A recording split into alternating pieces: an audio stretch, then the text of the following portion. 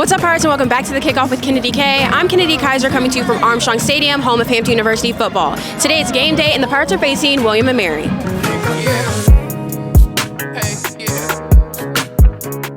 But before we get into today's game, let's do a quick recap of last week's game against Maine.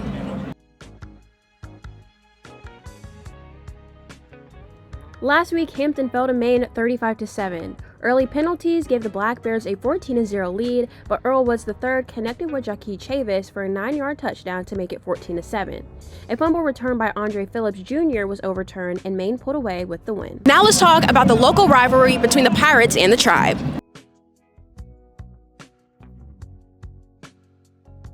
Since 1997, Hampton has faced William & Mary 10 times and yet to secure a win.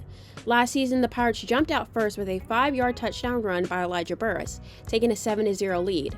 Hampton finished the game with 214 total yards, including 78 rushing yards on 19 carries, but struggled to maintain momentum as the Tribe pulled away. Despite the challenges, the Pirates showed flashes of offense and fought hard on both sides of the ball.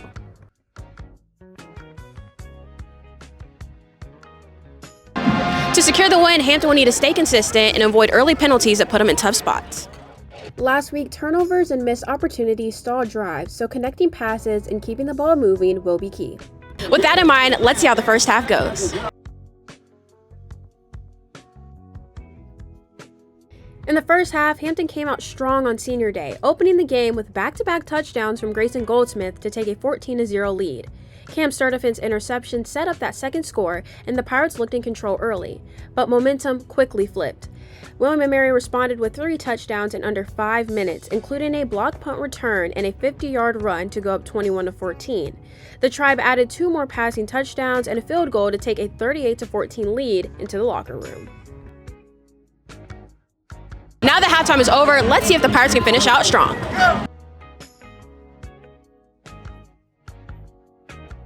In the second half, William & Mary kept rolling, scoring on their first drive and adding 2 more touchdowns to stretch the lead.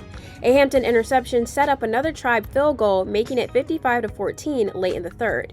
The Pirates couldn't find the end zone after halftime, but Grayson Goldsmith still led the offense with 86 rushing yards and 2 scores, as neither team added points in the fourth. Unfortunately, the Pirates fell to the Tribe in the last home game of the season. I caught up with Coach Boykin to hear his thoughts on today's game.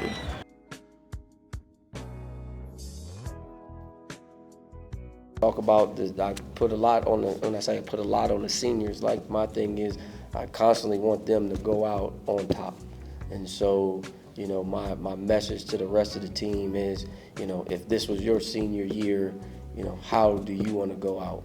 And so I think that's what helps our guys, want to keep going and doing what they're doing, because they want to do it for those guys. If this is their last year, some of them may never play football again, after this season. And so, I think those guys really understand that, man, if I was a senior, what would I want the underclassmen to do for my last year? And so I think that's something that I know that's what we talk about a lot, and they do care about each other.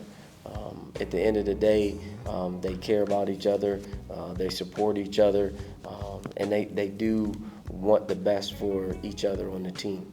And we talked about it last night. It's not about the coaches, it's not about anything but them. How do they come together as a brotherhood and say, hey, this is what we want to do together?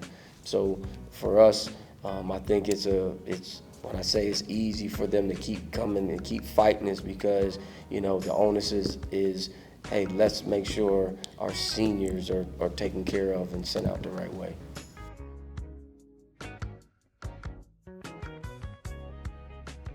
That wraps up today's game against William & Mary here at Armstrong Stadium. This has been the Kickoff with Kennedy K. Until next time, go Pirates.